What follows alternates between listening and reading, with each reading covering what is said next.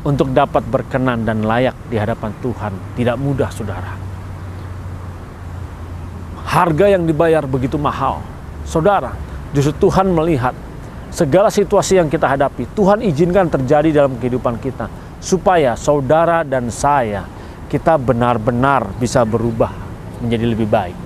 Kalau saudara ingat, ketika zaman-zamannya batu akik sedang maraknya di Indonesia ini, mereka semua berbondong-bondong mencari batu, melihat batu. Bahkan mereka bawa senter, kemana-mana dia bawa senter, dia periksa. Oh, ini sudah tembus, oh ini yang belum. Dia melihat di mana yang banyak kapurnya dan kotorannya.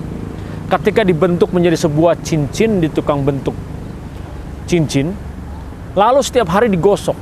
Digosok tidak tanggung-tanggung dengan minyak zaitun, bahkan dengan kertas minyak. Saudara, ketika digosok, itu panas. Gesekan itu menimbulkan panas yang luar biasa. Dan ketika panas tersebut, kotoran dari dalam batu tersebut keluar. Audio Jungle.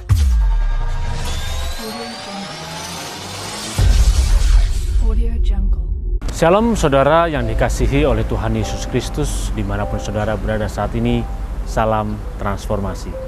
Saudara, ketika saudara dan saya berada di dalam suasana kesesakan yang luar biasa, sebuah himpitan di mana kita merasakan sakit hati, kita menahan kekecewaan, mungkin kita dituduhkan segala yang jahat dalam kehidupan ini, bahkan mungkin kita difitnahkan segala yang jahat, walaupun kita tidak melakukan kejahatan. Mungkin kita tidak dianggap, kita diremehkan. Saudara, dalam suasana seperti ini, tidak ada jalan keluar supaya kita bertahan. Tetapi ketika kita bertahan tersebut, kita merasakan rasa tidak sanggup, rasa tidak kuat. Bahkan kalau kita memperhatikan, begitu banyak orang yang tidak sanggup menghadapi permasalahan dalam kehidupan ini. Seperti menghadapi masalah sakit penyakit, menghadapi masalah hutang, menghadapi masalah penghinaan, banyak hal. Mungkin ketidakharmonisan. Saudara dikasihi Tuhan Yesus Kristus, ketika dia mengalami hal seperti ini dan tidak sanggup untuk bertahan, akhirnya dia mengambil jalan pintas untuk mengakhiri hidupnya. Tidak sedikit saudara yang mengambil jalan pintas seperti ini.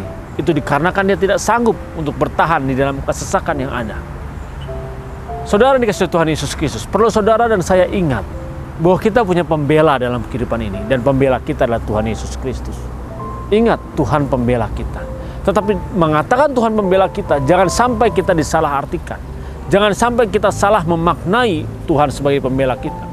Karena sudah terlalu banyak orang yang mengartikan dengan salah. Mereka merasa bahwa Tuhan sebagai pembelanya, lalu mengatakan bahwa kita sebagai anak raja, kita punya kuasa di dalam nama Tuhan Yesus Kristus. Ketika kita merasa punya kuasa di dalam nama Tuhan Yesus Kristus, tidak sedikit orang Kristen, tidak sedikit orang percaya kepada Yesus menggunakan kuasa di dalam nama Tuhan Yesus Kristus, meminta kepada Bapa di surga supaya membalaskan orang-orang yang berlaku tidak adil kepada kita. Banyak orang percaya berdoa di dalam nama Tuhan Yesus, minta supaya Tuhan yang membalaskan kejahatan setiap orang kepada kita. Saudara, ini bukan pengajaran yang diajarkan oleh Tuhan Yesus Kristus.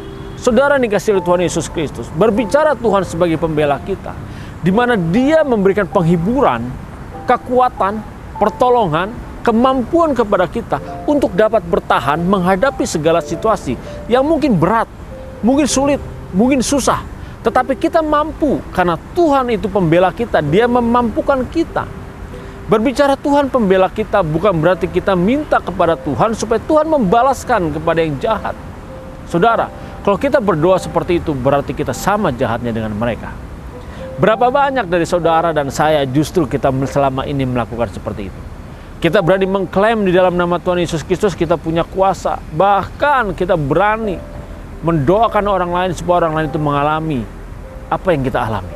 Saudara dikasihi Tuhan Yesus Kristus, berbicara Tuhan pembela kita, kita harus menyadari bahwa Tuhan membela kita karena Dia melihat, Dia tahu, dan Dia menginginkan saudara dan saya, kita diselamatkan. Kita dikembalikan ke rancangan Allah yang semula, sebagaimana ketika Adam dan Hawa diciptakan pada mulanya. Saudara yang dikasihi Tuhan Yesus Kristus, berbicara Tuhan pembela kita. Justru Tuhan melihat masa depan kita.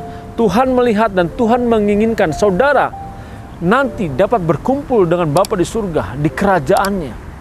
Saudara, untuk dapat masuk di dalam kerajaan Tuhan dan masuk dalam surga yang kekal, kita harus bisa hidup berkenan di hadapan Bapa. Kita harus bisa hidup layak di hadapan Tuhan. Untuk dapat berkenan dan layak di hadapan Tuhan tidak mudah, saudara. Harga yang dibayar begitu mahal. Saudara, justru Tuhan melihat segala situasi yang kita hadapi, Tuhan izinkan terjadi dalam kehidupan kita, supaya saudara dan saya, kita benar-benar bisa berubah menjadi lebih baik. Kalau saudara ingat, ketika zaman-zamannya batu akik sedang maraknya di Indonesia ini, mereka semua berbondong-bondong mencari batu, melihat batu, bahkan mereka bawa senter, kemana-mana dia bawa senter, dia periksa, oh ini sudah tembus, oh ini yang belum. Dia melihat di mana yang banyak kapurnya dan kotorannya. Ketika dibentuk menjadi sebuah cincin di tukang bentuk cincin, lalu setiap hari digosok. Digosok tidak tanggung-tanggung dengan minyak zaitun, bahkan dengan kertas minyak. Saudara, ketika digosok, itu panas. Gesekan itu menimbulkan panas yang luar biasa. Dan ketika panas tersebut, kotoran dari dalam batu tersebut keluar. Dan kalau semakin hari setiap hari keluar kotorannya, maka batu itu akan bersih dan akan tembus pandang. Pada saat batu tersebut bersih dan tembus pandang, justru di saat itulah mahal harganya.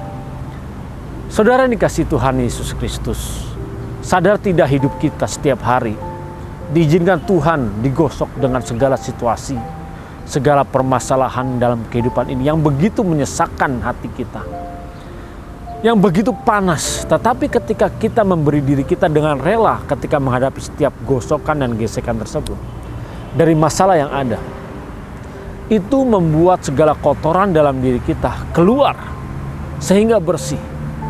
Dan ketika kita bersih dan tembus pandang, saudara, kita bisa berkenan di hadapan Tuhan karena kita bersih dari segala hal yang kotor dalam diri kita. Ingat saudara, Tuhan pembela kita, Dia membela kita dari segala macam situasi. Situasi yang ada setiap lingkungan kita Tuhan pakai untuk supaya kita bisa berkenan di hadapan Tuhan. Seperti yang terambil dari firman Tuhan dalam Roma 8 ayat 28, bahwa Allah turut bekerja dalam segala situasi untuk mendatangkan kebaikan bagi setiap orang yang mengasihi Tuhan. Saudara dan saya, kalau kita mengasihi Tuhan, berarti kita harus tahu Tuhan menginginkan kita bersama nanti berkumpul di surga yang kekal. Supaya kita dapat berkumpul, Tuhan mau saudara dan saya, kita benar-benar bisa berkenan di hadapan Bapa. Karena hanya orang yang berkenan dan layak di hadapan Bapa yang dapat masuk dalam kerajaan surga. Kalau orang yang tidak berkenan, maka akan mendengar pernyataan bahwa aku tidak pernah mengenal engkau, hai pembuat kejahatan. Saudara, supaya kita bisa berkenan, berarti kita harus bersih hidupnya. Kita harus layak. Segala karakter dalam diri kita harus dikeluarkan. Dan untuk mengeluarkan ini butuh proses dan harganya mahal sekali. Harganya kita harus bertahan di dalam kesesakan, di dalam penganiayaan, di dalam himpitan. Tidak mudah, saudara. Nah, Tuhan bekerja melalui segala situasi yang ada, mengizinkan terjadi dalam kehidupan kita. Karena Dia mau membela kita, supaya kita dapat masuk di kerajaan surga yang kekal tersebut. Karena kalau kita tidak memberi diri kita untuk diproses dengan segala keadaan yang ada, berarti kita tidak mau dibersihkan dari segala kapur-kapur yang kotor dalam diri kita, supaya ini keluar dan dibersihkan. Saudara, ketika kapur-kapur yang kotor dalam diri kita ini keluar dan dibersihkan, karakter yang tidak baik ini keluar dan tidak ada lagi, saat itulah kita menjadi bening dan benar-benar kita dipenuhi dengan kemuliaan Tuhan. Saudara yang dikasihi Tuhan Yesus Kristus, ini proses yang mahal. Tuhan pembela kita, betul. Dan kita harus menyadari, kalau Tuhan pembela kita, berarti jangan sampai kita menyalahartikan kuasa di dalam nama Tuhan Yesus Kristus, supaya minta orang lain yang berbuat jahat kepada kita dibalaskan yang sama. Saudara yang dikasihi oleh Tuhan Yesus Kristus, inilah saatnya kita menyadari. Kalau memang kita menyadari, kita mengasihi Tuhan, kita mencintai Tuhan, berarti kita mau turut, kita mau tunduk dengan segala yang Tuhan izinkan terjadi dalam kehidupan ini. Ketika kita mengizinkan apapun yang terjadi dalam kehidupan ini, berarti kita rela masuk dalam prosesnya Tuhan. Walaupun di tengah-tengah kesesakan, kita melihat bahwa Tuhanlah pembela kita. Kita melihat Tuhan mengizinkan ini semua terjadi, supaya saudara dan saya, kita bisa masuk di dalam kerajaannya yang kekal nanti. Saudara, jalanilah proses ini. Jangan hindari dan jangan lari, tapi jalanilah dengan sabar, dengan ulet, dengan tekun. Ketika kita bisa melewati proses yang tidak mengenakan ini, maka kita bisa melihat suasana kehidupan yang menyenangkan nanti di tempat yang Tuhan janjikan, di surga yang kekal. Tuhan Yesus Kristus memberkati saudara. Salam transformasi. Salam.